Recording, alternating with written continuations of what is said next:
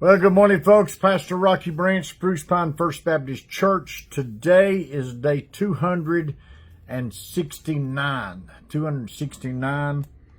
And we are pressing onward up at 61,000 meals since the flood came, and helping out, still feeding the public, still feeding workers. Just an amazing situation. Today is Saturday. And it's going to be a great day, hopefully. And I don't normally do this, but I need to. Thank you.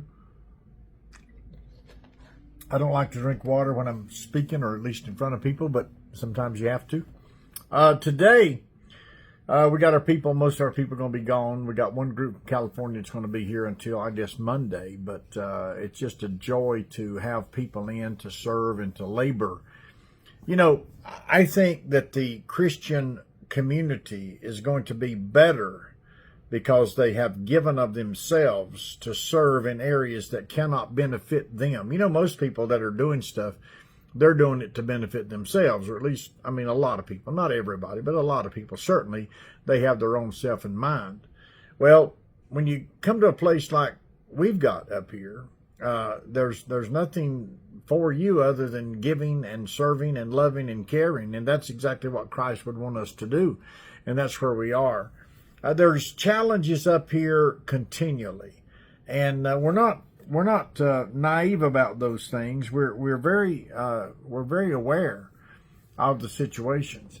One of my favorite passages is in Mark chapter 5. There's a few stories here that are just really amazing to me. One of them is the woman with the issue of blood, and she had this infirmity for a number of years, and Jesus is going down to Jairus' house, and people are pushing and shoving against him, you know, and this woman comes through the crowd, and she reaches out to touch the tallit, which is the prayer shawl, just the fringes of the prayer shawl, which would be the seat, and she's out there just to touch that, because she says in herself, if I can yet but touch the hem of his garment, I will be made whole. Now, the first thing that we have to be aware of is that she heard that Jesus was coming. Now, in the process of that statement, I think it's very important to understand that when we, as God's children, we are supposed to be the forerunners, as John the Baptist was, of letting people know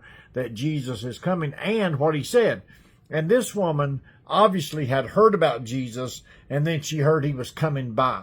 So she was not going to miss her chance, her opportunity. Now, let me just encourage you that on Sunday morning, Sunday school, worship service, Sunday night, whatever the case, Wednesday night, whatever it may be, don't let anything deter you from getting to those services, because God will pass by and meet a need that you have and help you with something else if you would just yet but trust him.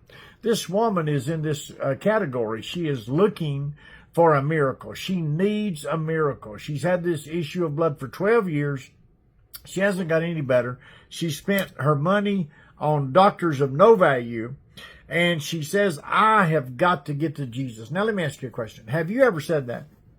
Have you ever said in your life, in your experience, have you ever said, I've got to get to Jesus? Now, for us, of course, making that statement would be, that we would enter a prayer closet.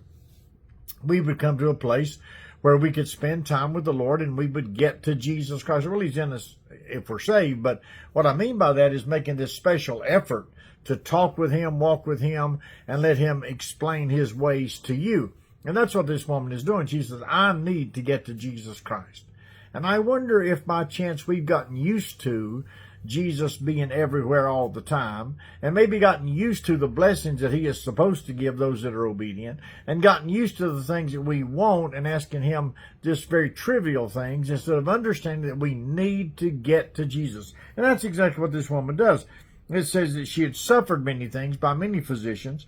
She had not gotten any better. She had yet got worse. And she said, when she heard of Jesus, she said, I've got to get there. And she came in the crowd behind, and she reached in. Now, she has to be in disguise because she's got an issue of blood. And according to the Levitical law, she couldn't be out in public.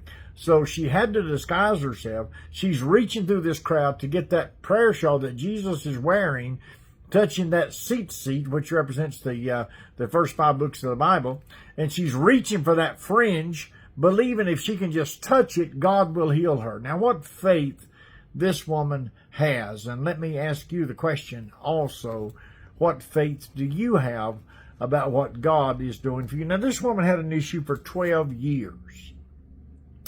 Well, let's just think about that for a second. Let's just think about 12 years.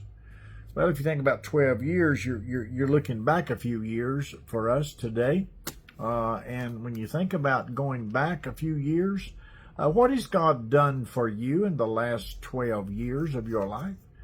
Better yet, a better question is, if you've been saved longer than the last 12 years, what have you done for the Lord? See, this woman was reaching for Christ. She had heard. Now, she did the regular stuff. She went through the process of going to the doctor and getting the information and spending the money and got no better. She said, I heard Jesus is coming by. I'm going to find Jesus Christ. Now, I ask the question again, what have you and I done in the last 12 years for the cause of the cross? What have we done? We can take it the last 12 months. What have we done? In fact, the last 12 days, what have we done? See, that's the challenge. It's not the challenge of reading these stories and putting them on a shelf somewhere. It's reading these stories and understand these are real people having real needs and situations, coming to a real Savior that loves and cares for everybody and changes everybody's life if we will believe and trust and rely on Him. That's the whole point. So the question on the floor is, what have you done lately for the cost of the cross? God bless you.